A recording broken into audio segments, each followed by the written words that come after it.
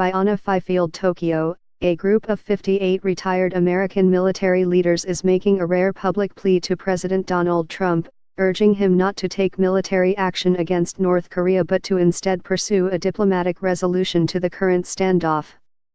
As North Korea has demonstrated its increasing technical abilities, including the capacity to send a missile anywhere in the United States, Trump and some of his top aides have suggested that a military strike on North Korea might be the solution. North Korean leader Kim Jong-un vowed to win victory in the showdown with the United States, state media reported Wednesday. Dozens of retired military leaders from across the services are writing to Trump to urge him not to start a conflict with North Korea, but to instead choose diplomacy. The current approach taken by the United States is failing to stop North Korea from developing its nuclear and missile technology, states the letter, which will be sent to the White House on Wednesday. The United States must initiate and lead an aggressive, urgent diplomatic effort to freeze North Korean nuclear and missile development and reduce regional tensions. Military action would result in hundreds of thousands of casualties in South Korea, putting the lives of more than 150,000 Americans there at risk, and the United States would be drawn into a preventable war, the letter says. Military options must not be the preferred course of action, it continues.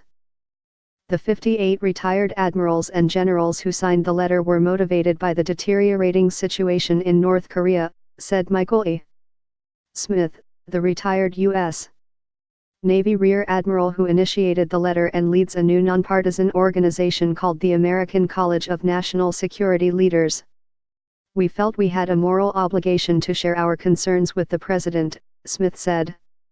It is clear that more can be done and we are urging the President to explore every possible diplomatic option before it is too late and we find ourselves in a dangerous and preventable war. The fact that former military leaders were prepared to come out publicly on such a sensitive issue shows how strongly they feel about it, said Tomzi Kalina, Director of Policy at Plowshares Fund, a nonprofit organization that advocates for nuclear disarmament. Plowshares is working with the American College of National Security Leaders to promote a diplomatic solution to the crisis in North Korea. It is very difficult to get senior officers to speak out on an issue like this where troops could soon be sent into action, Kalina said. This is very sensitive. The Trump administration is continuing to send mixed signals to North Korea. Right now is the best chance to avoid conflict with North Korea, but time is running out, H.R. McMaster, Trump's national security advisor, said at a British think tank Tuesday. But even as McMaster was speaking in London, Secretary of State Rex Tillerson said that the Trump administration wants talks.